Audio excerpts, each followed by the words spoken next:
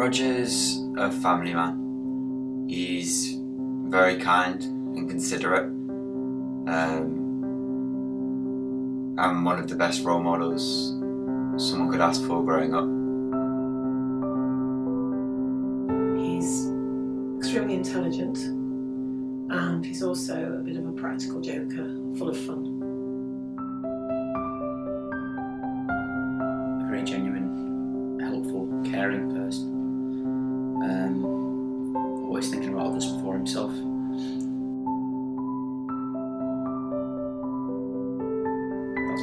That seems to be his goal in life, is kind of the happiness of others.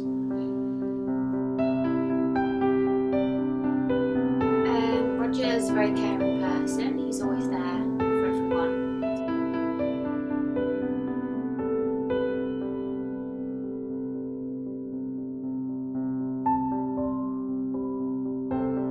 Roger got rushed to hospital a few days ago, and he's currently in intensive care.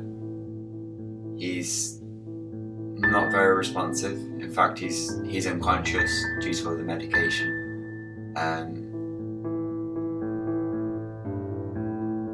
I doubt he's going to come out again. He's critically ill, really. He's been deteriorating for a while and was admitted to hospital. He's on so much medication, really. He's lost consciousness.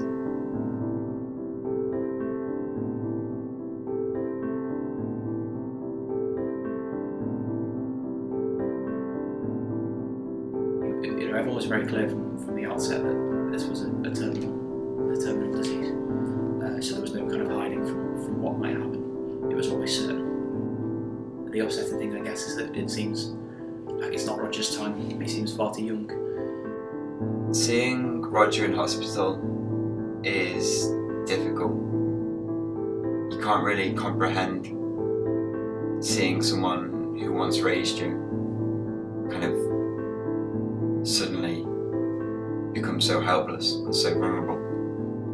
You hope that it will be a quick process and that the medications that he's on will do enough to keep him comfortable, pain-free, and not aware of what's happening to him.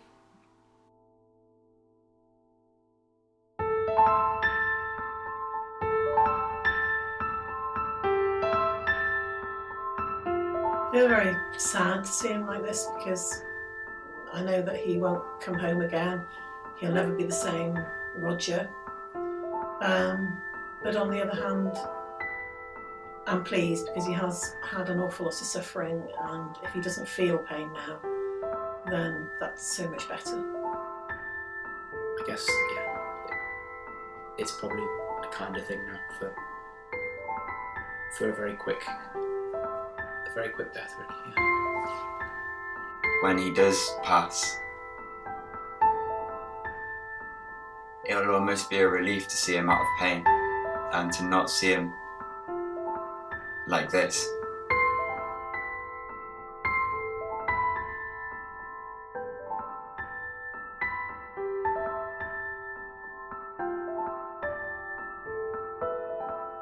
I remember actually I called Mum that evening to see how Roger was doing, and I could hear, just she was in the hospital, and I could hear through the phone that what Roger's breathing sounded like. So I decided that I was going to drive back that night.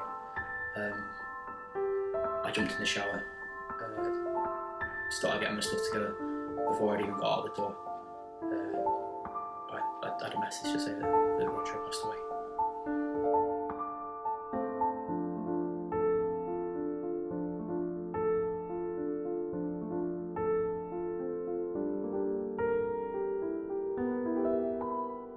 If someone had said that this time last year you wouldn't have your brother, I just wouldn't have believed it. To be honest, I think it was harder when he was still alive, seeing him in the way he was, and then when he passed away, I think there is, I guess, it's a bit of relief, because you know he's not kind of suffering anymore.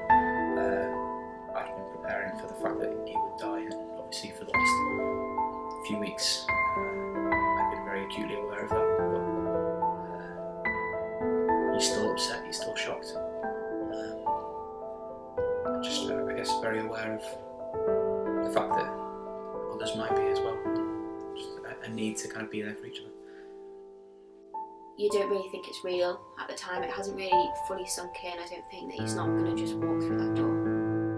You think about all the good times you've had, and that does make you upset. It can be quite distressing. Quite emotionally challenging, I guess.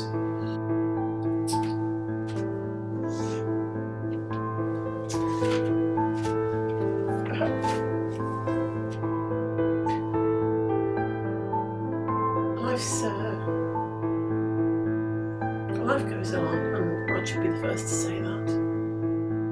It's just hard not to see him in his house. It's hard.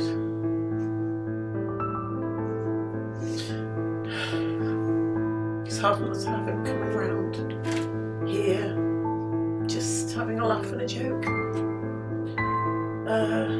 Just miss him quite a lot.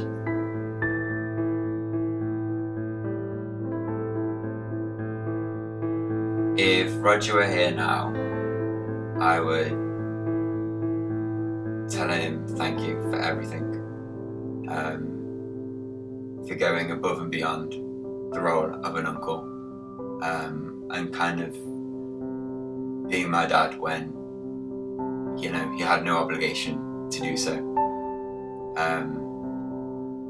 I think I'd just make sure that he knew that he was very appreciated and very loved. That safety net of someone who could help you is gone. He was just always caring. He was just always there when you needed him. He was somebody that we didn't take for granted. We knew how special he was. I don't think he realised how special he was, though. Somebody that we all loved, and really irreplaceable. Seeing Roger struggle with cancer has changed my perspective of the illness.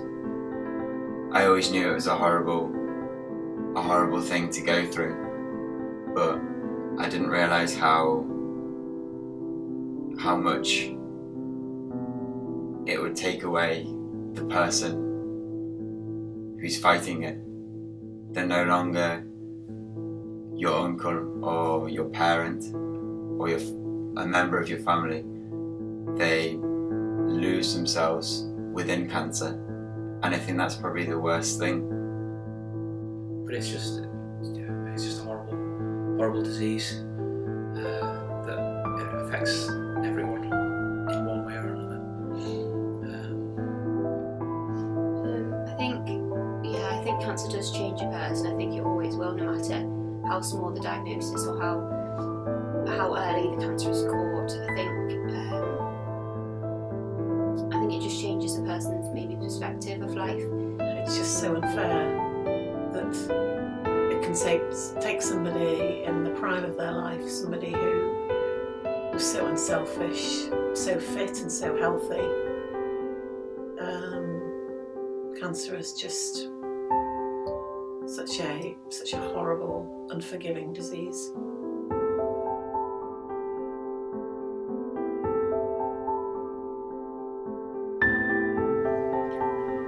He'd probably say, stop your moping around and get on with life.